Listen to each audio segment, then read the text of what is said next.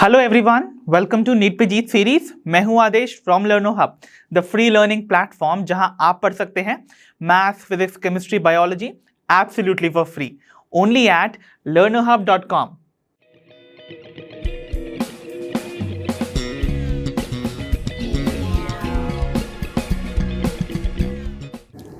तो बच्चों, आज के सेशन में हम डिस्कस करने जा रहे हैं the previous year questions from the chapter photosynthesis in higher plants.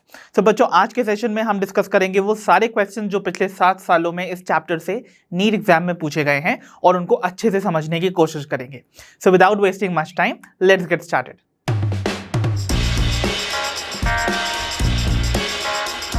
तो चलिए बच्चों, बिगिन करते हैं हमारे आज के सेशन की पहली प्रॉब्लम के साथ, जो कि हमसे पूछी गई थी इन नीट 2016 फेज 1। तो बच्चों, इस क्वेश्चन में हमसे बोला जा रहा है in a chloroplast the highest number of protons are found in. So बच्चों, हमसे बेसिकली बोला जा रहा है कि क्लोरोप्लास्ट के अंदर सबसे ज्यादा नंबर ऑफ प्रोटॉन्स आपको कहां देखने को मिलेंगे। सो ऑप्शन है हमारे, option A stroma, option B lumen of thylakoids, option C intermembrane space, या option D antenna complex. So I hope आप सभी ने मेरा कॉन्सेप्ट अराउंड वीडियो देखा है इस चैप्टर का, एंड आई कैन श्योरली से अगर आपने देखा है तो आप रिकॉल कर पा रहे होंगे द केमी ऑस्मोटिक हाइपोथेसिस, जिसमें कि हमने पढ़ा है something related to the protons itself, right. तो मैंने आपको बोला था कि थाइलाकॉइड मेम्ब्रेन के अक्रॉस आपको प्रोटॉन का ग्रेडियंट फॉर्म होता हुआ नजर आता है, राइट। वो सेवरल फैक्टर्स की वजह से था, राइट। बट उस वजह से ही आप देखते हैं कि थाइलाकॉइड के जो लूमेन है उसमें सबसे ज्यादा हाइड्रोजन आयंस प्रेजेंट होते हैं, और उन हाइड्रोजन आयंस का इस्तेमाल किया जाता है to produce the currency of energy, that is the ATPs, right. तो सबसे ज्यादा हाइड्रोजन आयन का कॉन्सेंट्रेशन आपको देखने को मिलेगा in the lumen of thylakoids. So चलिए मैं रिकॉल भी करवा देता हूं उसको, कैसे आप देख सकते हैं सबसे ज्यादा हाइड्रोजन आयन का concentration. So let's suppose I am making this my thylakoid membrane। तो बड़ी सी मैंने बना दी है आपकी ये थाइलाकॉइड मेम्ब्रेन, और ये है इसका लूमेन, अंदर की स्पेस, ठीक है। तो ये थाइलाकॉइड मेम्ब्रेन पे आपको पता है आपके जो पिगमेंट्स होते हैं रिस्पॉन्सिबल फॉर फोटोसिंथेसिस प्रेजेंट होते हैं इन द फॉर्म ऑफ फोटोसिस्टम्स। सो यहां पर लेट्स सपोज ये है आपका PS2, that is photosystem second, right. Okay, and you no यहां पर लेट्स से आपका कॉम्प्लेक्स साइटोक्रोम प्रेजेंट है। तो साइटोक्रोम कौन सा वाला प्रेजेंट है भाई यहां पर? B6F कॉम्प्लेक्स, ठीक है। एंड यहां प्रेजेंट है आपका फोटोसिस्टम फर्स्ट, राइट। तो मैंने आपको बताया था केमी ऑस्मोटिक हाइपोथेसिस के टाइम पर फोटोसिस्टम सेकेंड से जब इलेक्ट्रॉन का ट्रांसफर होता है, ऑब्वियसली यहां पर आपको पता है फोटॉन्स जाके गिरेंगे किसके ऊपर? फोटोसिस्टम सेकेंड के ऊपर। उसमें आपका जो रिएक्शन सेंटर P680 था वो एक्साइट हो जाता था, इलेक्ट्रॉन रिलीज कर देता था, इलेक्ट्रॉन ट्रैवल करता है और PS सेकेंड से मूव करेगा टुवर्ड साइटोक्रोम B6F कॉम्प्लेक्स, और उसको कैरी करके ले जाने के लिए देयर इज अ कैरियर, और उस कैरियर का नाम था प्लास्टोक्विनॉन, ठीक है, right? So this is your plastoquinone which carries the electron from photosystem second to cytochrome B6F complex। और मैंने आपको बताया भी था कि ये प्लास्टोक्विनॉन इलेक्ट्रॉन कैरियर के साथ साथ एक प्रोटॉन पंप की तरह भी काम करता है। तो ये क्या करने वाला है आपको पता है ना, बाहर की स्पेस, इस थाइलाकॉइड की बाहर की स्पेस क्या होगी आपकी? स्ट्रोमा। सो ये प्लास्टोक्विनॉन स्ट्रोमा से हाइड्रोजन आयन को पंप कर देता है inside the lumen of the thylakoid, right. So यहां पर हाइड्रोजन आयन का इंक्रीज्ड कॉन्सेंट्रेशन का पहला रीजन आपको नजर आ रहा है, that is the pumping in of the hydrogen ions from the stroma into the lumen of thylakoid by plastoquinone, ठीक है। तो पहला फैक्टर आपको समझ में आ गया, ओके। और दूसरा फैक्टर आपको पता ही है, फोटोसिस्टम सेकेंड से अटैच्ड आपकी थाइलाकॉइड मेम्ब्रेन की इनर मेम्ब्रेन की साइड, राइट, इनर साइड पर एक और कॉम्प्लेक्स प्रेजेंट होता है जिसे हम बुलाते हैं, जो कि रिस्पॉन्सिबल है for the photolysis of water. You remember, इसको हम लोग वाटर स्प्लिटिंग कॉम्प्लेक्स या फिर ऑक्सीजन इवॉल्विंग कॉम्प्लेक्स भी बुलाते हैं। सो यहां क्या होता है आपको पता है, जो वाटर मॉलिक्यूल है उसका होगा break down. So water break करेगा और साथ ही साथ क्या होगा, देखिए वाटर ब्रेक करेगा तो हाइड्रोजन आयंस रिलीज होंगे। तो अगेन जो सेकंड फैक्टर है for the increase concentration of hydrogen ion वो है splitting of water.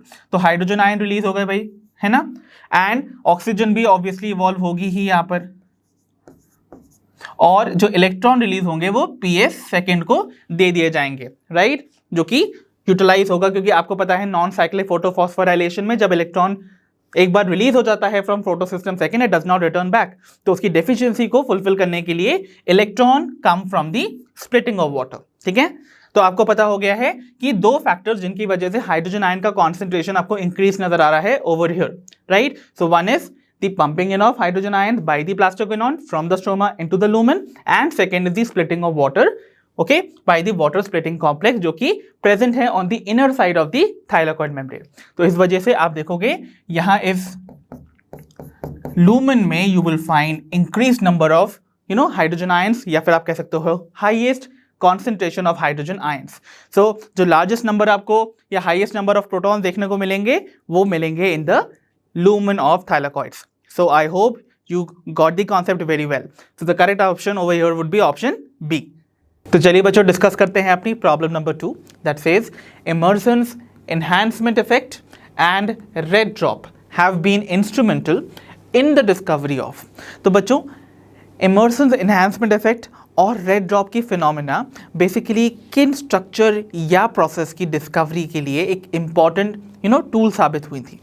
So option है हमारे, option A photophosphorylation and non cyclic electron transport, option B two photo systems operating simultaneously, option C photophosphorylation and cyclic electron transport, और या option D oxidative phosphorylation. So I hope you can recall, मैंने आपको पढ़ाया हुआ है ये दोनों phenomena क्या बताती हैं ये दोनों phenomena. I hope you can recall these two phenomena. जैसे कि रेड ड्रॉप क्या था, रेड ड्रॉप था sudden decline in the photosynthetic rate when you expose the plant to the wavelength of 680 nanometers। याद है 680 nanometers तक की लाइट देने के बाद सप्लाई करने के बाद आप देखते थे, यानी कि 680 nanometers रीजन लाई करता है in the red region of the visible light spectrum, isn't it? तो उस रीजन में आते ही कैसे प्रोडक्टिविटी जो फोटोसिंथेसिस का रेट था वो कैसे डिक्लाइन कर जाता था, that used to be called the red drop. और एनहांसमेंट इफेक्ट जो कि इमर्सन ने दिया था उसमें क्या था कि कैसे उन्होंने अगर सेपरेटली यानी कि 680 नैनोमीटर्स या 700 नैनोमीटर्स जो कि रेड और फार रेड लाइट का आपको वेवलेंथ है, वो अगर हम अलग अलग देते तो कैसे आपको इनकी जो प्रोडक्टिविटी है प्लांट्स की, ये फोटोसिंथेटिक रेट डिक्लाइन ही दिखता। बट अगर हम इन दोनों को एक साथ एक्सपोज करते हैं एक प्लांट को, तो आप देखोगे कैसे उनका जो फोटोसिंथेटिक रेट है वो कैसे एकदम से इन्हांस हो जाता है, बढ़ जाता है। सो उस इन्हांसमेंट इफेक्ट को दिया था इमर्सन ने, and that was called the Emerson enhancement effect.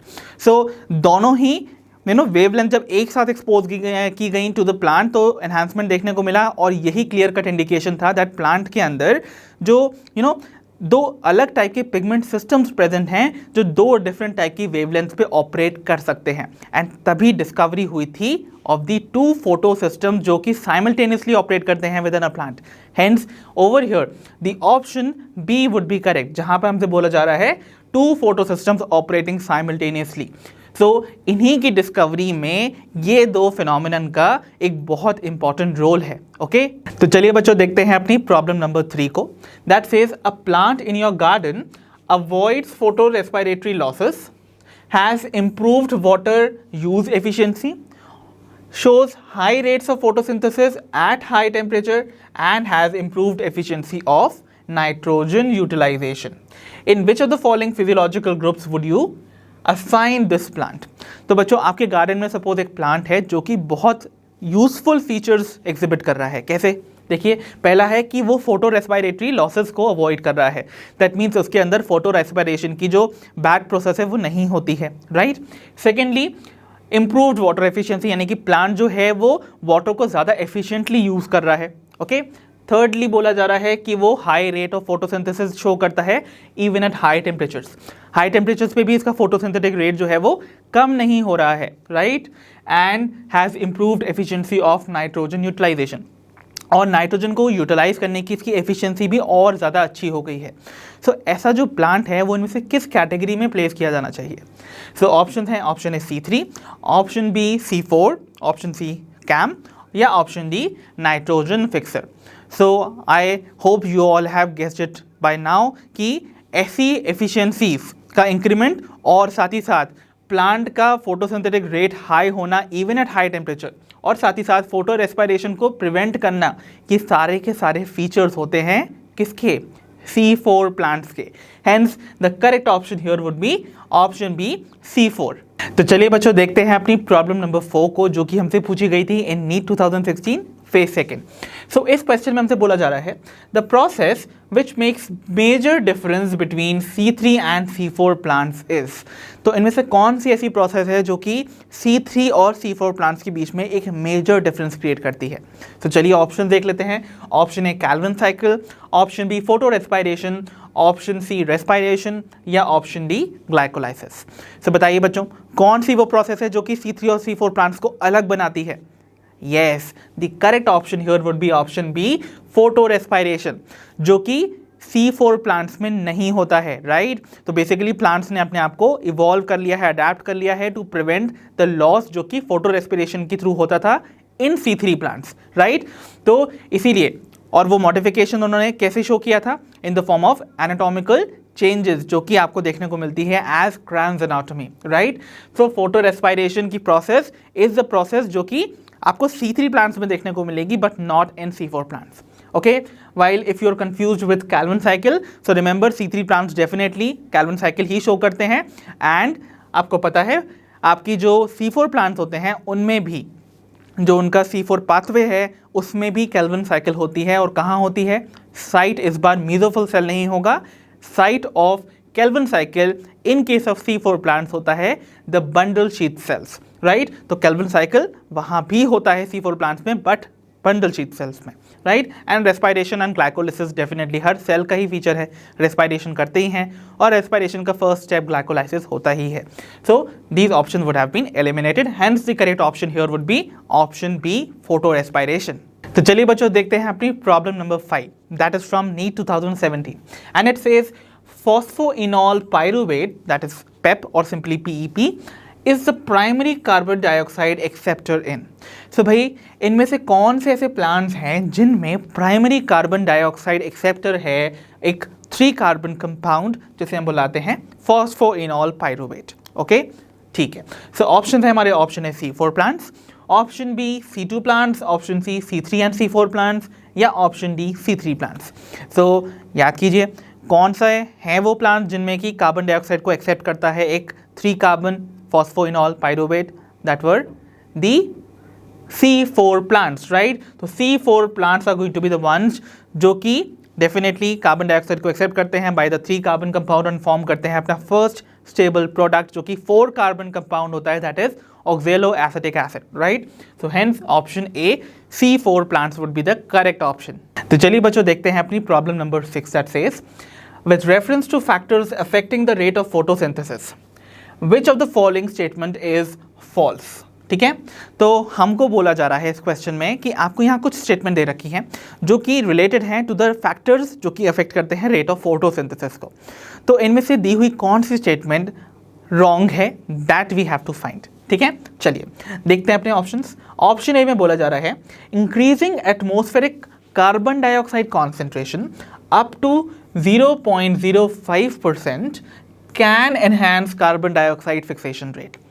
क्या ये स्टेटमेंट करेक्ट है? I hope you can recall all those factors मैंने आपको बताए थे मेरे कॉन्सेप्ट एड ऑन वीडियो में। सो मैंने आपको बोला है, आपको पता भी है और ऑब्वियसली कि कार्बन डाइऑक्साइड का एक नॉर्मल एटमॉस्फेयर में कॉन्सेंट्रेशन कितना होता है, कितने परसेंट में प्रेजेंट होती है?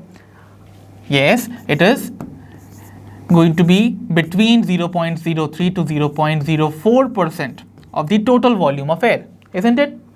ओके, सो इतने कॉन्सेंट्रेशन में तो कार्बन डाइऑक्साइड एटमॉस्फेयर में प्रेजेंट ही होती है, और अगर इस कॉन्सेंट्रेशन को मैं थोड़ा सा और इंक्रीज करके इवन रीच करवा दूं अप टू 0.05%, तब तक मैंने आपको बताया था कार्बन डाइऑक्साइड का फिक्सेशन रेट पर इसका एक पॉजिटिव इफेक्ट होगा। मतलब धीरे धीरे आपका कार्बन डाइऑक्साइड का फिक्सेशन रेट यानी कि ग्लूकोज का जो फॉर्मेशन है या फोटोसिंथेसिस की जो प्रोसेस है वो इंक्रीज हो जाती है, राइट। बट अगर इस परसेंट के आगे कार्बन डाइऑक्साइड का कॉन्सेंट्रेशन पहुंच जाता है, that means it goes beyond this concentration range, तो आप जानते हैं जो उसका इफेक्ट होगा कार्बन डाइऑक्साइड का on photosynthesis would be a damaging one. ठीक है, मतलब आगे इसका कोई बेनिफिशियल इफेक्ट नहीं होगा on the carbon dioxide fixation. इसका मतलब यहाँ तक, क्योंकि स्टेटमेंट में बोला गया है अप टू 0.05% आपकी कार्बन डाइऑक्साइड का फिक्सेशन रेट जो है वो एनहांस हो जाता है, तो डेफिनेटली ये स्टेटमेंट करेक्ट है। And since it is correct we have to eliminate this because हमें फाइंड करनी है एक फॉल्स स्टेटमेंट। ठीक है, so this statement is correct. चलिए आगे बढ़ते हैं। ऑप्शन बी में बोला जा रहा है C3 plants respond to higher temperatures with enhanced photosynthesis while C4 plants have low और much lower optimum temperature। So क्या ये स्टेटमेंट करेक्ट है? I hope you can recall, मैंने आपको बताया था कि C3 प्लांट्स जो हैं वो नॉर्मल प्लांट्स हैं, राइट, और वो बेसिकली उनका जो ऑप्टिमम टेम्परेचर रेंज है of working is quite low in comparison to C4 plants, right. उनका नॉर्मल रेंज होगा 25 to 28 डिग्री सेल्सियस, राइट। और जो आपके C4 प्लांट्स हैं वो हायर टेम्परेचर्स पे भी एफिशिएंटली वर्क कर सकते हैं और अपनी प्रोडक्टिविटी को मेंटेन कर सकते हैं। मींस वो photosynthesis even at higher temperature maintain कर सकते हैं। ओके, सो बट यहाँ बोला जा रहा है कि C3 प्लांट्स जो हैं वो हाई टेम्परेचर्स पे अच्छे से रिस्पॉन्ड करते हैं और उनकी जो फोटोसिंथेसिस है वो एनहांस हो जाती है। यहीं पर ही आपको पता है स्टेटमेंट रॉन्ग हो गई है। वाइल यहाँ भी लिखा हुआ है कि जो C4 प्लांट्स हैं they have much lower optimum temperature. That's completely incorrect because you know very well C4 plants high temperature range पे वर्क करते हैं। ओके, hence यही वो स्टेटमेंट है जो कि incorrect है regarding the factors affecting the rate of photosynthesis and that is what we had to find, isn't it? So यही हमारा correct option होगा। While also we'll see to the option C and D. So option C में बोला जा रहा है tomato is a greenhouse crop which can be grown in carbon dioxide enriched atmosphere for higher yield. So I hope you remember, मैंने आपको बताया था tomatoes, bell peppers जो होते हैं ये ग्रीन हाउस क्रॉप्स हैं जिनको अगर कार्बन डाइऑक्साइड एनरिच्ड एनवायरनमेंट में ग्रो किया जाए तो उनकी यील्ड जो है वो काफ़ी हद तक बढ़ जाती है। So they give higher yield in carbon dioxide enriched environment. तो ये स्टेटमेंट भी करेक्ट है, इसलिए इसको भी कर दीजिए एलिमिनेट। ठीक है, because this is also true. Okay, then we have option D that says light saturation for carbon dioxide fixation occurs at 10% of full sunlight. It's a perfectly correct option because you remember very well कि carbon dioxide का fixation जो है वो saturate हो जाता है अगर light की जो इंटेंसिटी है वो 10%, टोटल जो सोलर इंटेंसिटी आ रही है, फुल सनलाइट आ रही है, उसकी 10% अमाउंट पे ही लाइट का जो इफेक्ट है उसके बाद अगर आप बढ़ा दें 10% से ज़्यादा तो उसका कोई इफेक्ट नहीं पड़ता है on the rate of photosynthesis. Only up till 10% of the total sunlight जो फॉल कर रही है ऑन द प्लांट वही इफेक्ट करती है रेट ऑफ फोटोसिंथेसिस को। वाइल अगर इसके बियॉन्ड आपको कोई भी इंक्रीज देखने को मिलता है तो there is going to be no effect on it. मतलब जो सैचुरेशन है लाइट के as a factor affecting photosynthesis वो केवल 10% ऑफ लाइट इंटेंसिटी तक ही जाता है। सो हेंस ये स्टेटमेंट भी करेक्ट है एंड हेंस इसको भी आप कर देते eliminate. So finally the option which is going to be correct would be option B. तो चलिए बच्चों देखते हैं अपनी प्रॉब्लम नंबर 7 जो हमसे पूछी गई थी इन नीट 2017 रीजनल। सो इस क्वेश्चन में हमसे बोला जा रहा है which of the following is a proteinaceous and water soluble photosynthetic pigment. तो बच्चों दी हुई इन ऑप्शन में से हमको फाइंड करना है उस फोटोसिंथेटिक पिगमेंट को जो कि प्रोटीनेशियस भी है और वाटर सॉल्युबल भी है। सो ऑप्शन है हमारे option A chlorophyll, option B xanthophyll, option C phycocyanin या option D anthocyanin. So I hope you remember chlorophyll and xanthophyll basically आपको पता है क्लोरोफिल तो चीफ आपकी फोटोसिंथेटिक पिगमेंट है एंड जो चीफ फोटोसिंथेटिक पिगमेंट्स होती थी इवन जो ज़ैंथोफिल है क्योंकि ये एक्सेसरी एक पिगमेंट है जो कि पार्ट है ऑफ द कैरोटिनॉइड्स, राइट। तो कैरोटिनॉइड्स में आने वाली कैरोटीन और xanthophyll they are going to be its member. तो वो एक्सेसरी पिगमेंट्स का काम करती थी एंड ये आपको देखने को मिलती थी in the obviously membrane of the thylakoid. isn't it? अगर ये थाइलाकॉइड मेम्ब्रेन में प्रेजेंट है, और मेम्ब्रेन का नेचर कैसा होता है, किसी भी प्लाज्मा मेम्ब्रेन या मेम्ब्रेन का नेचर लिपोप्रोटीनेशियस होता है, means they are going to be containing lipids, है ना, और द फॉस्फोलिपिड्स। और लिपिड्स में क्या डिजॉल्व हो सकती हैं, ओनली फैट सॉल्युबल और लिपिड सॉल्युबल सब्सटेंस, राइट। और द पिगमेंट्स इसीलिए क्लोरोफिल एंड ज़ैंथोफिल जो हैं, सिंस वो थाइलाकॉइड की मेम्ब्रेन में प्रेजेंट हैं, they are going to be lipid soluble and not water soluble. इसीलिए ये दो ऑप्शन आप यहीं एलिमिनेट कर दीजिए। Now we are left with phycocyanin and anthocyanin. तो I hope you remember phycocyanin जो है वो बिलोंग करती है to the major group of plant pigments, जिन्हें हम बुलाते हैं दी फाइकोबिलेंस, जो कि अगेन फोटोसिंथेटिक ही है। सो फाइकोसाइनिन उसका एक टाइप है। तो फाइकोसाइनिन जो है वो आपको नाम से पता चल रहा है, साइनिन वर्ड लगा है, ये आपको देखने को मिलती हैं इन cyanobacteria, certain blue green algae, right. तो ये जो पिगमेंट है this is going to be photosynthetic, because आपको पता है साइनोबैक्टीरिया आर फोटो ऑटोट्रॉफ्स, वो अपनी फोटोसिंथेसिस करके खुद फूड प्रोड्यूस कर लेते हैं। एंड साथ ही साथ ये जो फोटोसिंथेटिक पिगमेंट है this is going to be water soluble, okay. So remember ये वाटर सॉल्युबल भी है and even it is proteinaceous, तो इसका मतलब ये हमारा करेक्ट ऑप्शन होगा। वाइल अगर आप कंफ्यूज हैं विद एंथोसाइनिन, तो मैंने आपको बताया है, अगर आप रिकॉल कर सकते हैं अपने पुराने चैप्टर के कॉन्सेप्ट्स को, जहां मैंने आपको सेल चैप्टर में बताया था कि एंथोसाइनिन अगेन एक वाटर सॉल्युबल पिगमेंट तो है, राइट, बट ये फोटोसिंथेटिक नहीं है। ये आपको प्लांट के वैक्यूल में प्रेजेंट नजर आएगी, और डिपेंडिंग अपॉन वेरियस पीएच इसका कलर चेंज हो जाता है, ये रेड पर्पल कलर में आपको देखने को मिल सकती है, ठीक है। तो रिमेंबर एंथोसाइनिन वाटर सॉल्युबल तो है, बट वो ना तो प्रोटीनेशियस है और ना ही वो फोटोसिंथेटिक है, इसीलिए ये ऑप्शन आप यहाँ पर कर दीजिए eliminate. Hence we are left with only option C, that is phycocyanin, जो कि again remember proteinaceous, water soluble और फोटोसिंथेटिक तीनों हैं। Hence option C would be correct. तो चलिए बच्चों डिस्कस करते हैं अपनी प्रॉब्लम नंबर 8 को, that is from NEET 2018 and it says which of the following is not a product of light reaction of photosynthesis. तो बच्चों फोटोसिंथेसिस की लाइट रिएक्शन के दौरान इनमें से कौन सा प्रोडक्ट नहीं फॉर्म होता है, that is what we have to find. So option A is ATP, option B NADPH, option C NADH या option D oxygen. So I hope you remember light reaction के दौरान photosynthesis में आपको assimilatory powers का formation नज़र आता था, और साथ ही साथ एक बाय प्रोडक्ट जो कि entirely आपकी photosynthesis का बाय प्रोडक्ट है, और वो फॉर्म होता हुआ नज़र आता है। So चलिए बिगिन करते हैं। आपको पता है ATP definitely energy rich compound है, वो तो फॉर्म होगा ही फोटोसिंथेसिस के दौरान। हेंस सिंस ये फॉर्म होगा we have to eliminate, because हमसे बोला जा रहा है क्या नहीं बनता है। ऑक्सीजन भी यू रिमेंबर राइट, फोटोसिंथेसिस की जो नॉन साइक्लिक फोटोफॉस्फोराइलेशन की प्रोसेस थी, उसमें जब इलेक्ट्रॉन डेफिशिएंट हो जाता है आपका फोटो सिस्टम, सेकेंड उसको इलेक्ट्रॉन प्रोवाइड करने के लिए वाटर की स्प्लिटिंग होती है ना, वाटर की स्प्लिटिंग होती थी, और वाटर की स्प्लिटिंग से हाइड्रोजन आयन जो थे वो आपके थाइलाकॉइड में आ जाते थे, थाइलाकॉइड की लूमेन में। इनफैक्ट इलेक्ट्रॉन चले जाते थे आपके फोटो सिस्टम सेकेंड के पास, और ऑक्सीजन इवॉल्व हो जाती थी। तो डेफिनेटली स्प्लिटिंग ऑफ वाटर से ही ऑक्सीजन आती है ना, हेंस ये भी प्रोडक्ट है of the light reaction, hence ये भी कर दीजिए eliminate.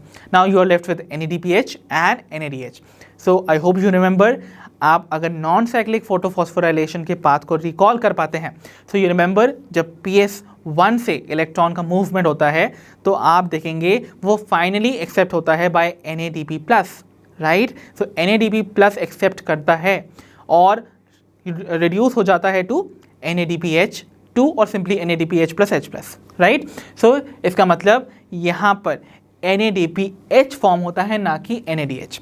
Hence the correct option here would be option B NADPH, right? तो चलिए बच्चों बढ़ते हैं अपनी प्रॉब्लम नंबर 9 पर, that says oxygen is not produced during photosynthesis by।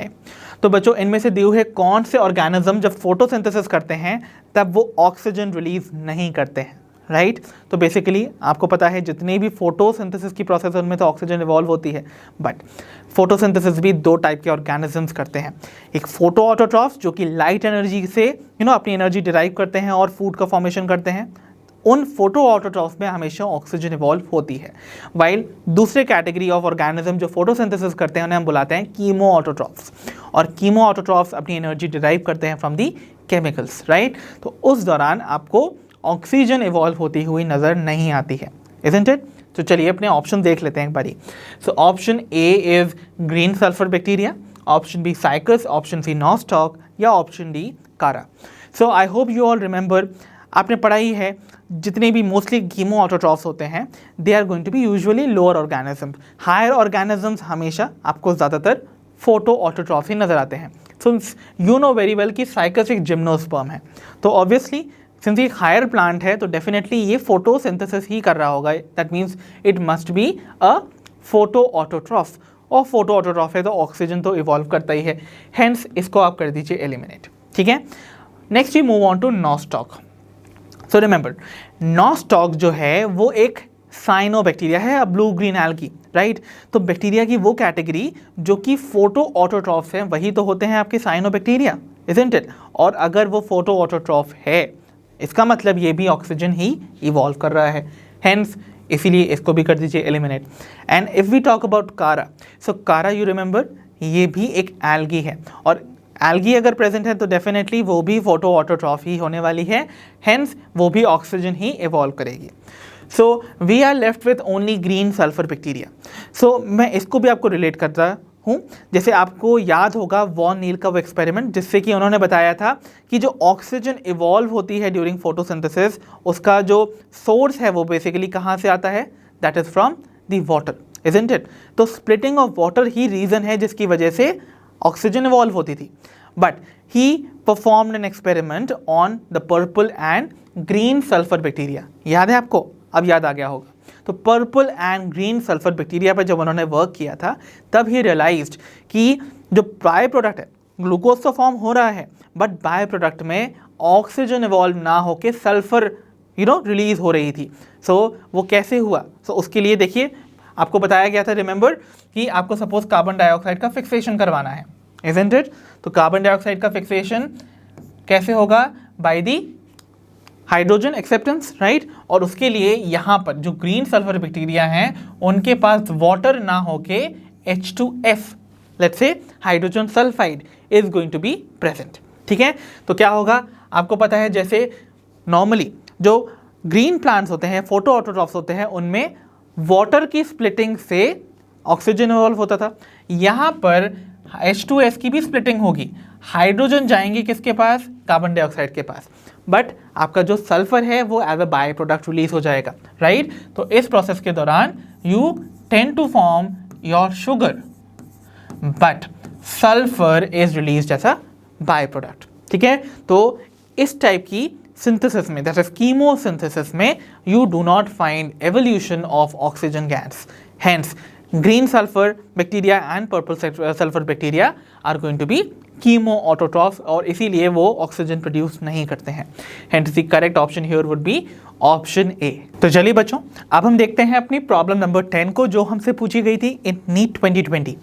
सो इस क्वेश्चन में हमसे बोला जा रहा है the oxygenation activity of RuBisCO enzyme in photo respiration leads to the formation of.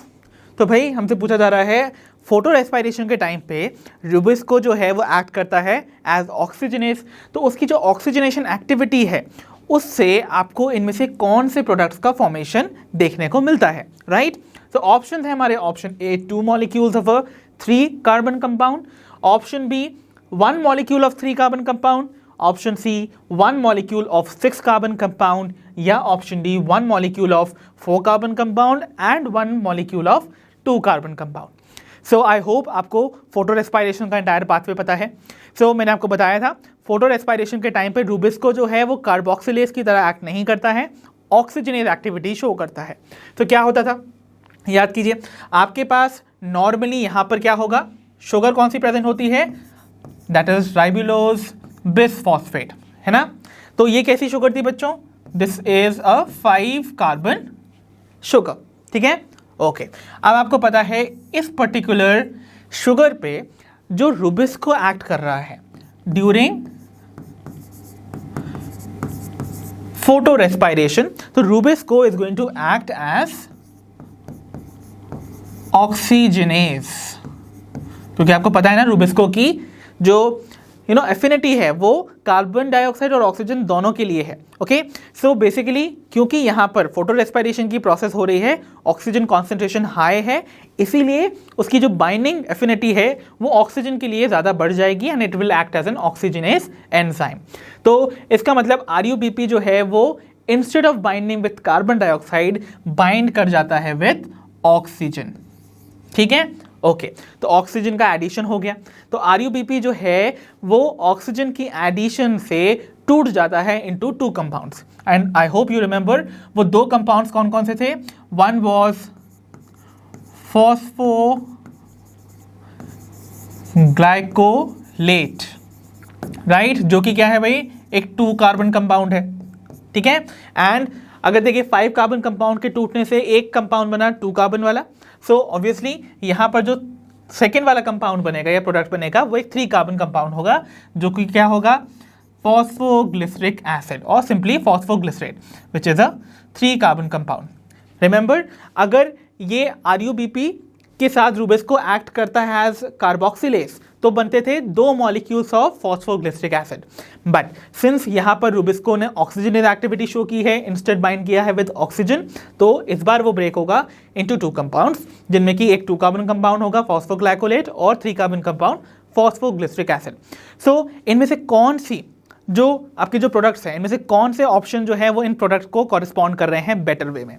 सो क्या आपके पास 2 मॉलिक्यूल 3 कार्बन कंपाउंड्स के बन रहे हैं? नो, यहाँ पर एक बन रहा है 2 कार्बन कंपाउंड और एक बन रहा है 3 कार्बन कंपाउंड, तो पहला ऑप्शन कर दीजिए यहाँ पर एलिमिनेट। ठीक है, okay, then we have 1 molecule of 3 carbon compound, बन तो रहा है ना। ओके, अभी हम आगे बढ़ते हैं। 1 molecule of 6 carbon compound, no, 1 molecule of 6 carbon compound यहाँ बिल्कुल भी नहीं बन रहा है, so you can eliminate it. And lastly 1 molecule of 4 carbon compound and 1 molecule of 2 carbon compound, ये वाली स्टेटमेंट रॉन्ग है बिकॉज यहाँ पर होना चाहिए था 3 carbon compound, so 1 molecule of 3 carbon compound होता तभी यहाँ पर ये करेक्ट स्टेटमेंट मानी जाती। सो इसीलिए ये वाला जो ऑप्शन है ये भी एलिमिनेट हो गया। सो जो बेस्ट ऑप्शन यहाँ पर कॉरेस्पॉन्ड कर रहा है to the products formed during photo respiration would be option B, जहाँ बोला जा रहा है 1 मॉलिक्यूल ऑफ 3 कार्बन कंपाउंड बनता है, that is phosphoglyceric acid, and the other उसके बारे में बात की ही नहीं गई है, तो we can leave it. So hence the correct option here in this case would be option B. तो आइए बच्चों, अब हम डिस्कस करते हैं अपनी problem number 11 that says in light reaction plastoquinone facilitate the transfer of electrons from. So बच्चों, हमसे बोला जा रहा है लाइट रिएक्शन के दौरान प्लास्टोक्विनोन जो है वो इलेक्ट्रॉन्स को कहाँ से कहाँ ट्रांसफर करता है। ऑप्शन है हमारे, option A photo system second to cytochrome B6F complex, option B cytochrome B6F complex to photo system 1, option C photo system 1 to NADP+, या option D photo system 1 to ATP synthase. So I hope you can recall, मैंने आपको non cyclic photophosphorylation के time पे plastoquinone के बारे में बताया गया था, राइट। तो प्लास्टोक्विनोन इलेक्ट्रॉन को रिसीव करता है from photo system second, I hope you remember. तो अगर आप ध्यान से देखेंगे ऑप्शन बी, सी और डी में फोटो सिस्टम सेकेंड का कोई जिक्र ही नहीं है, वहाँ पर फोटो सिस्टम 1 लिखा हुआ है। इसका मतलब these all options would be wrong. ठीक है, सो हमारा करेक्ट ऑप्शन ऑप्शन ए ही होने वाला है। सो आपका जो प्लास्टोक्विनोन नाम का मोबाइल कैरियर है वो इलेक्ट्रॉन को रिसीव करता है फ्रॉम फोटो सिस्टम सेकेंड और उसको पहुंचा देता है to the cytochrome B6F complex.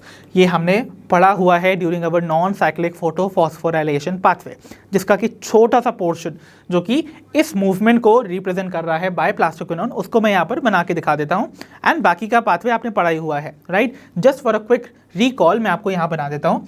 So you remember photo system second का जो रिएक्शन सेंटर होता था that used to be P680, right. So this is PS second और फोटो सिस्टम सेकेंड। अब ये जो फोटो सिस्टम सेकेंड का रिएक्शन सेंटर है, it used to get excited upon the incidence of 1 photon.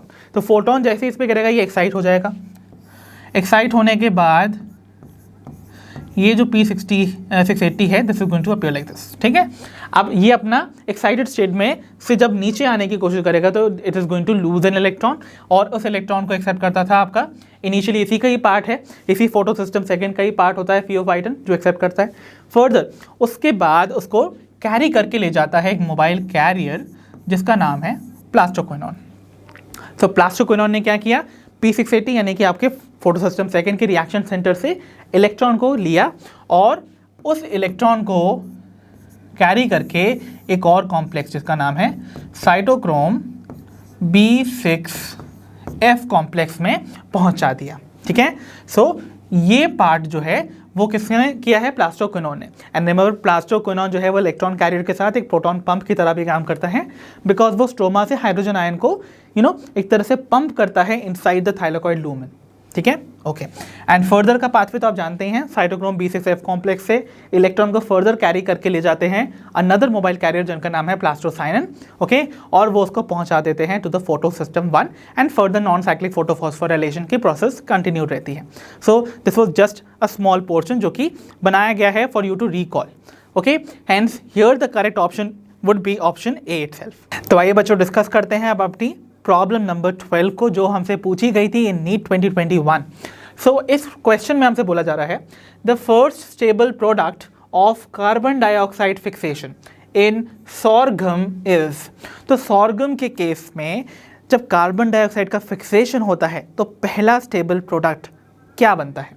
Option है हमारे, option A pyruvic acid, option B oxaloacetic acid, option C succinic acid, या option D phosphoglyceric acid. So I hope अगर आपको इतना याद हो कि sorghum एक C4 प्लांट है तो आप आसानी से फर्स्ट स्टेबल प्रोडक्ट को आइडेंटिफाई कर सकते हैं फ्रॉम दीज ऑप्शंस। ठीक है, तो यू नो वेरी वेल कि अगर सॉर्गम एक C4 प्लांट है तो first stable compound formed would be a 4 carbon compound itself. और अगर आपको C4 पाथवे या हैच एंड स्लैग पाथवे याद है तो आप जानते हैं वो फर्स्ट स्टेबल 4 कार्बन कंपाउंड होता है oxaloacetic acid. Hence the correct option here would be option B. तो आइए बच्चों अब हम देखते हैं अपनी प्रॉब्लम नंबर 13 को। That says which of the following statements is incorrect. तो बच्चों हमें फाइंड करनी है wrong statement from these options और द स्टेटमेंट्स गिवन बिलो। तो चलिए, ऑप्शन ए में बोला गया है both ATP and NADPH plus H+ are synthesised during non cyclic photophosphorylation. So non cyclic photophosphorylation के टाइम पे ATP और NADPH प्लस एक प्रोटॉन सिंथेसाइज होता है। So that's perfectly correct, right? You remember the chemiosmotic hypothesis, right? तो उसमें हमने देखा भी था कि कैसे इलेक्ट्रॉन का जो फ्लो है वो एक तरह से एक प्रोटॉन ग्रेडियंट भी क्रिएट कर रहा है और साथ ही साथ उस इलेक्ट्रॉन का इस्तेमाल करके NADP प्लस NADPH और H+ में कन्वर्ट हो जाता है by using another protons from the stroma. So वो सारी चीज़ें हमने डिस्कस की हुई हैं एंड यू नो ये परफेक्टली करेक्ट स्टेटमेंट है regarding the non cyclic photophosphorylation. Hence, since ये स्टेटमेंट करेक्ट है, we will have to eliminate this because we have to find incorrect. फिर देखते हैं ऑप्शन बी जिसमें बोला गया है stroma lamellae have photosystem 1 and lack NADP reductase. तो क्या ये स्टेटमेंट करेक्ट है कि स्ट्रोमा लैमेले के पास केवल फोटोसिस्टम 1 होता है और NADP रिडक्टेज नहीं होता है?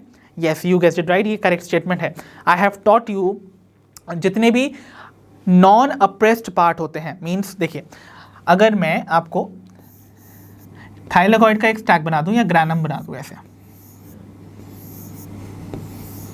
ठीक है? सो अगर ये एक स्टैक है थाइलाकॉइड का और सपोज ये है दी स्ट्रोमा लैमेले, ठीक है, जो कि कनेक्ट करते हैं वेरियस ग्राना को together. Now see you have to remember जो भी नॉन अप्रेस्ड पार्ट होते हैं, what is non appressed part? Let me write it. So non appressed का मतलब होता है जो प्रेस्ड नहीं हो on both the sides by something. That means उसका एक सरफेस एटलीस्ट फ्री होना चाहिए। सो अगर आप देख रहे हो इस ग्रैनम को, तो इस ग्रैनम के जो ये टॉप वाला थाइलाकॉइड है और जो बॉटम वाला थाइलाकॉइड है उनका एक एक सरफेस फ्री है। इस वाले थाइलाकॉइड का ये ऊपर वाला सरफेस फ्री है और इस वाले थाइलाकॉइड का नीचे वाला सरफेस फ्री है। सो ऐसे नॉन अप्रेस्ड जो पार्ट होते हैं, मेम्ब्रेनस पार्ट होते हैं ऑफ द क्लोरोप्लास्ट, उनमें प्रेजेंट होता है PS1, that is photosystem 1, isn't it? ठीक है। और अगर आप ध्यान से देखें स्ट्रोमा लैमेले को, तो स्ट्रोमा लैमेले की भी तो दोनों सरफेस फ्री है ना, इजंट इट? तो ये भी तो नॉन अप्रेस्ड पार्ट ही शो कर रहा है, इजंट इट? तो ये सरफेस भी फ्री, ये सरफेस भी फ्री, तो this is going to show a non appressed part of the chloroplast. इसका मतलब यहां पर भी आपको नजर आएंगे PS1, सो स्ट्रोमा लैमेले पे आपको फोटो सिस्टम 1 देखने को मिलता है। एंड यू रिमेंबर, एक चीज नहीं देखने को मिलती है, वो है योर फोटो सिस्टम 2 और NADP रिडक्टेज। ठीक है, तो NADP रिडक्टेज भी नहीं होता है, जो ऑब्वियसली क्योंकि आपको पता है PS1 जो होता है वो किस में पार्टिसिपेट करता है, इन दी साइक्लिक फोटोफॉस्फोराइलेशन। और साइक्लिक फोटोफॉस्फोराइलेशन के टाइम पे NADPH नहीं बनता था। तो NADPH की बनने के लिए you required an enzyme NADP reductase ना, जब बनता ही नहीं है तो एंजाइम की क्या ज़रूरत है। इसीलिए PS1 जहाँ पर होगा, राइट, जिसमें सिर्फ PS1 प्रेजेंट होगा, वो सिर्फ शो करेगा साइक्लिक फोटोफॉस्फोराइलेशन, और वहाँ पे NADP रिडक्टेज एब्सेंट होता है। सो रिमेंबर, स्ट्रोमा लैमेले पर PS1 ही प्रेजेंट है और NADP रिडक्टेज एब्सेंट है। तो ये स्टेटमेंट भी करेक्ट है, हेंस इसको आप कर दीजिए एलिमिनेट। ठीक है, अच्छा अब बात करते हैं अप्रेस्ड पार्ट्स की। सो this is my apprised part. ये देख रहे हो जितने भी आपके थाइलाकॉइड्स हैं, ये सभी के सभी, इनके दोनों सरफेस जो हैं वो ऑक्यूपाइड हैं या कवर्ड हैं। सो ये जितने भी पार्ट्स रिप्रेजेंट हो रहे हैं, they are going to be the appressed parts. ठीक है, सो अप्रेस्ड पार्ट में आपको देखने को मिलता है फोटो सिस्टम 2। ठीक है, सो अप्रेस्ड पार्ट में फोटो सिस्टम 2 है, तो इसका मतलब यहां पर इन थाइलाकॉइड्स की मेम्ब्रेन पे आपको फोटो सिस्टम 2 देखने को मिलेगा, और जो टॉप एंड बॉटम वाले आपके थाइलाकॉइड्स हैं उनमें आपको देखने को मिलेगा PS1, that is photo system 1। ठीक है, चलिए अब हम देखते हैं अपने ऑप्शन सी को, that says grana lamellae have both photo system 1 and 2। तो ग्राना लैमेले यानी कि ग्राना की ही जो मेम्ब्रेन्स हैं, ये जितनी भी मेम्ब्रेन्स दिख रही हैं उनमें आपको क्या PS1 यानी कि फोटो सिस्टम 1 और PS2 दोनों देखने को मिल रहा है। Yes, perfectly correct. देखिए ना, मैंने बोला इस ग्राना की दोनों में जो टॉप एंड बॉटम वाले थाइलाकॉइड मेम्ब्रेन है उनमें आपको PS1 भी देखने को मिलेगा, और जो बीच में स्टैक्ड थाइलाकॉइड्स की लेयर है उसमें आपको PS2 देखने को मिलेगा। तो इन थाइलाकॉइड जो एक साथ टुगेदर प्रेजेंट है, दे रिप्रेजेंट ग्राना ना, और उनके लैमेला मीन्स उनकी मेम्ब्रेन की ही बात हो रही है। तो इनके इंटायर मेम्ब्रेन में आपको फोटो सिस्टम 1 भी देखने को मिल रहा है और फोटो सिस्टम 2 भी। दैट मीन्स ये स्टेटमेंट भी है करेक्ट, हेंस इसको भी कर दीजिए एलिमिनेट। ठीक है, then lastly we are left with option D, और आपको पता ही है यही होने वाला है हमारा correct option, because obviously incorrect statement तो यही बता रहा होगा। So cyclic photophosphorylation involves both photo system 1 and photosystem 2। यही वो स्टेटमेंट है जो रॉन्ग थी, राइट। मैंने आपको बताया है ना, साइक्लिक फोटोफॉस्फोराइलेशन में only photo system 1 is involved. So remember, यही वो स्टेटमेंट है जो कि है incorrect, hence this is going to be the correct option. So option D is correct over here. तो चलिए बच्चों, बिगिन करते हैं अपनी प्रॉब्लम नंबर 14 के साथ, जो कि हमसे पूछी गई थी इन नीट 2022। सो बच्चों, इस क्वेश्चन में बोला जा रहा है which one of the following is not true regarding the release of energy during ATP synthesis through chemiosmosis। तो बच्चों, हमसे बेसिकली बोला जा रहा है केमियोस्मोसिस की प्रोसेस के थ्रू जब ATP सिंथेसाइज होता है, ओके, तो इनमें से कौन सी स्टेटमेंट जो है वो रिगार्डिंग इट गलत दे रखी है, और क्या है वो statement, we have to find. So statement है इट इन्वॉल्व्स व्हाट, तो हमको बताना है कि इनमें से कौन सी जो स्टेटमेंट दे रखी है वो रॉन्गली रिप्रेजेंट करती है एक इवेंट को जो कि केमियोस्मोसिस के टाइम पर होता है ड्यूरिंग ATP सिंथेसिस। ठीक है, चलिए देखते हैं। पहला है movement of protons across the membranes to the stroma. So क्या केमियोस्मोसिस के टाइम पे जब ATP सिंथेसाइज होने जा रहा होता है तो क्या प्रोटॉन्स मेम्ब्रेन यानी कि थाइलाकॉइड की मेम्ब्रेन को क्रॉस करते हैं to come out to the stroma? Yes, ये करेक्ट है। सी, बच्चे अक्सर कंफ्यूज होते हैं कि कैसे प्रोटॉन्स का मूवमेंट इनवर्ड्स होता था स्ट्रोमा से इनसाइड द थाइलाकॉइड लूमेन, जब प्लास्टोक्विनोन इलेक्ट्रॉन को कैरी करके ले जा रहा होता था from photosystem 2 to cytochrome B6F complex. वो तो है ही है। जब आप देखते हैं कि एक suppose let's say this is my thylakoid membrane, ठीक है, सो ये थाइलाकॉइड मेम्ब्रेन है। अब थाइलाकॉइड मेम्ब्रेन में आपको पता है जब plastoquinone, let me make that, so this is my PS2 and let's suppose this is my cytochrome B6F complex। तो आपको पता है यहाँ से यहाँ इलेक्ट्रॉन को ट्रांसफर कराता है कौन? प्लास्टोक्विनोन। ठीक है, तो प्लास्टोक्विनोन क्या करता था? हाइड्रोजन आयन को उसी टाइम पर स्ट्रोमा से पंप करता था inside the lumen of your thylakoid, right. तो ये तो तब की बात हुई ना जब नॉन साइक्लिक फोटोफॉस्फोराइलेशन हो रहा है, अभी एटीपी सिंथेसिस की बात नहीं आ रही है। बट अब आप देखिए, आपको पता है यहां पर ऑल्सो आपको नजर आएगा एक और कॉम्प्लेक्स जिसे हम बुलाते हैं F0F1 कॉम्प्लेक्स। अब देखिए, क्योंकि क्लोरोप्लास्ट का कॉम्प्लेक्स है तो इसके इस एम्बेडेड वाले पोर्शन को हम बुलाएंगे F0, तो बुलाएंगे, बस आपको इसको क्लोरोप्लास्ट रिप्रेजेंट करने के लिए C लगा देना है, राइट। एंड यहां पर this is going to be F1, ठीक है, इसीलिए this is going to be called CF1। तो आपको पता है ये जो F0 पार्टिकल है, this acts as a proton tunnel. तो ये क्या करेगा, हाइड्रोजन आयन को जो कि ऑलरेडी हाई कंसेंट्रेशन में कहाँ प्रेजेंट है, इनसाइड द लूमेन, उनको कैरी करके ले जाएगा अक्रॉस दिस टनल। अब सिंस ये अपने हाई कंसेंट्रेशन से लो कंसेंट्रेशन की तरफ मूव कर रहे हैं, वाई, बिकॉज स्ट्रोमा में, दिस इज सपोज स्ट्रोमा, तो स्ट्रोमा में हाइड्रोजन आयन कॉन्सेंट्रेशन कम हो गया है ऑलरेडी। क्यों हुआ है भाई, क्योंकि हाइड्रोजन आयन ऑलरेडी पंप हो रहा है ना स्ट्रोमा से अंदर की तरफ इनटू द लूमेन। तो ये जो हाइड्रोजन आयन्स हैं इनका कॉन्सेंट्रेशन लूमेन में ज़्यादा है, स्ट्रोमा में कम है।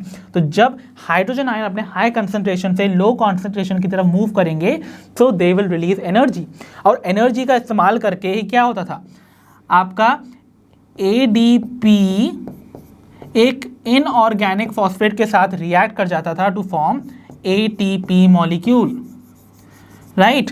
और आपके हाइड्रोजन आयन इस तरीके से स्ट्रोमा में वापस आ जाते थे, ठीक है, ओके। सो यहां पर जो पहली स्टेटमेंट है दैट इज सेइंग कि प्रोटॉन्स जो है वो मूव करते हैं across the membrane to the stroma, तो डेफिनेटली ये हो रहा है ना, मेम्ब्रेन के अक्रॉस हाइड्रोजन आयन क्रॉस कर रहे हैं और बाहर आ रहे हैं इनटू द स्ट्रोमा। सो ये स्टेटमेंट करेक्ट है, hence we have to eliminate this one.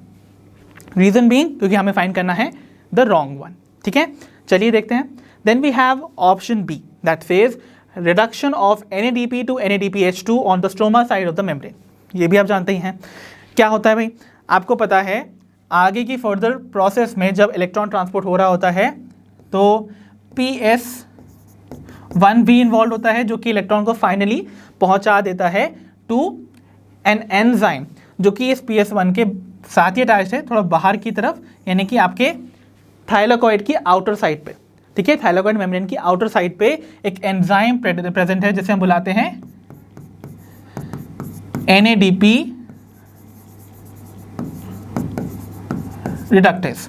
तो ये क्या करने वाला है, आए हुए इलेक्ट्रॉन का इस्तेमाल करेगा। तो देखिए क्या करने वाला है, ये आए हुए इलेक्ट्रॉन को PS1 से लेगा और NADP प्लस को इलेक्ट्रॉन एक्सेप्ट करवाएगा, और साथ ही साथ ये जो हाइड्रोजन आयन बाहर पंप हो रहे हैं इन हाइड्रोजन आयन का इस्तेमाल करेगा। तो देखिए यहाँ पर ये हाइड्रोजन आयन को भी लेगा और साथ ही इलेक्ट्रॉन को भी लेगा, एंड फाइनली कन्वर्ट हो जाएगा इनटू NADPH प्लस या सिंपली NADPH2 में।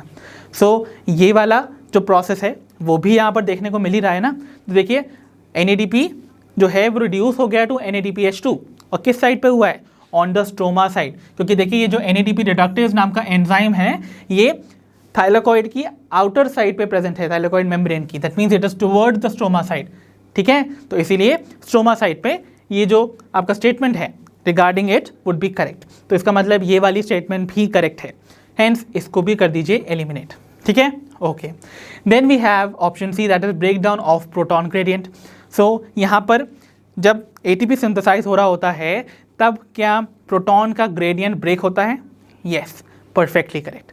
यू रिमेंबर ना, हाइड्रोजन आयन का कॉन्सेंट्रेशन यहाँ ज़्यादा, स्ट्रोमा के साइड पर कम, तो ये जो ग्रेडियंट डेवलप हुआ था यानी कि difference in the concentration of hydrogen ion वो ब्रेक हो जाता है by the movement of hydrogen ion across this CF0F1 particle, और धीरे धीरे जैसे जैसे हाइड्रोजन आयन जो है वो हायर टू लोअर कॉन्सेंट्रेशन की तरफ मूव करते जाएंगे, उन एनर्जी का इस्तेमाल करके ATP सिंथेसिस होता रहेगा। तो प्रोटॉन ग्रेडियंट का बनना भी ज़रूरी था, और टूटना इसलिए ज़रूरी है क्योंकि उसके टूटने के टाइम पे जो एनर्जी रिलीज होती है उसका इस्तेमाल किया जाता है टू सिंथेसाइज ATP। तो इसका मतलब ये वाली जो स्टेटमेंट है this is also correct, hence इसको भी कर दीजिए एलिमिनेट, ठीक है, okay. Then we are left with option D that says break down of electron gradient. तो भाई यहाँ कोई इलेक्ट्रॉन ग्रेडियंट का डेवलपमेंट हुआ था क्या जो ब्रेक होगा? नहीं ना, यहाँ कोई इलेक्ट्रॉन ग्रेडियंट का फॉर्मेशन नहीं होता है in the chemiosmotic pathway of ATP synthesis, या केमी ऑस्मोटिक थ्योरी हमने पढ़ी है। तो केमी ऑस्मोसिस के टाइम पे कोई भी इलेक्ट्रॉन ग्रेडियंट डेवलप नहीं होता है, उसका ब्रेकडाउन होगा ही क्यों फिर? तो इसका मतलब यही वो स्टेटमेंट है जो कि रॉन्ग है, and this is what we had to find. So hence the correct option would be option D. बस करते हैं अपनी प्रॉब्लम नंबर 15 को, that says given below are two statements. तो हमको बच्चों यहाँ दो स्टेटमेंट दे रखी है, let's see those two statements. तो statement number 1 says the primary carbon dioxide acceptor in C4 plants is phosphoenol pyruvate and is found in the mesophyll cells।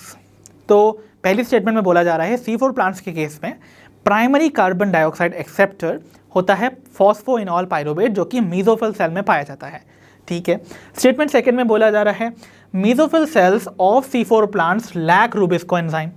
तो जो C4 प्लांट्स की मेसोफिल सेल्स होता है उनके अंदर आपको रुबिस्को एंजाइम देखने को नहीं मिलते हैं। So regarding these two statement, देखिए in the light of the above two statements choose the correct answer from the options given below. और अगर आप ऑप्शंस को देखेंगे तो आपको बेसिकली बोला जा रहा है to find the correct set of statements. ठीक है। तो अगर आप देखें पहली स्टेटमेंट को, तो जिसमें बोला गया है कि C4 प्लांट्स के केस में आपको जो पहला कार्बन डाइऑक्साइड का एक्सेप्टर है, प्राइमरी कार्बन डाइऑक्साइड एक्सेप्टर, वो एक ऑब्वियसली फॉस्फोइनॉल पाइरुवेट जो कि 3 कार्बन कंपाउंड है वो देखने को मिलता है, और वो मेसोफिल सेल में देखने को मिलता है। सो अगर आपको वो हैच एंड स्लैग पाथवे या फिर C4 साइकिल याद है तो आपको पता ही है, यहाँ पर आपको ये जो कार्बन डाइऑक्साइड का फिक्सेशन है वो 2 डिफरेंट टाइप के सेल्स में देखने को मिलती है। One is the mesophyll cell and the other is the bundle sheath cell. तो मेसोफिल सेल्स में ही आपके फॉस्फोइनॉल पाइरुवेट प्रेजेंट है जो कि एक्सेप्ट करता है कार्बन डाइऑक्साइड को। ये स्टेटमेंट परफेक्टली करेक्ट है, परफेक्ट। देन अगर हम बात करें स्टेटमेंट सेकंड की, स्टेटमेंट सेकंड में बोला गया कि मेसोफिल सेल्स जो होते हैं C4 प्लांट्स के, उनके अंदर रुबिस्को एंजाइम नहीं होता है, and this is also perfectly correct. Rubisco आपको मेसोफिल में देखने को नहीं मिलता है, राइट। और रुबिस्को की प्रेजेंस आपको देखने को मिलेगी कहाँ पर? In the bundle sheath cell. और इसका क्या सिग्निफिकेंस है? This is just to prevent the photorespiration process, है ना, क्योंकि पता है रुबिस्को की एफिनिटी दोनों के लिए है, कार्बन डाइऑक्साइड के लिए भी ऑक्सीजन के लिए भी। तो मेसोफिल में फोटोलिसिस तो होगा वाटर का, ऑक्सीजन का एवोल्यूशन होगा, राइट, ओके, बट वो ऑक्सीजन जो है वो कांटेक्ट में नहीं आएगी with what? The Rubisco enzyme. तो इसका मतलब उसका ऑक्सीजनेशन हो नहीं पाएगा, ऑक्सीजनेशन नहीं होगा तो फोटो रेस्पायरेशन नहीं होगा। ठीक है। तो ये एक अडेप्टेशन है to prevent photorespiration by the C4 plants. इसीलिए रुबिस्को की प्रेजेंस C4 प्लांट्स में बंडल शीट्स में देखने को मिलती है। इसका मतलब ये स्टेटमेंट भी करेक्ट है, ओके। और इसीलिए हम कहेंगे दोनों ही स्टेटमेंट करेक्ट है। तो कौन सा ऐसा ऑप्शन है जो आपको बोल रहा है कि both statement 1 and 2 are correct?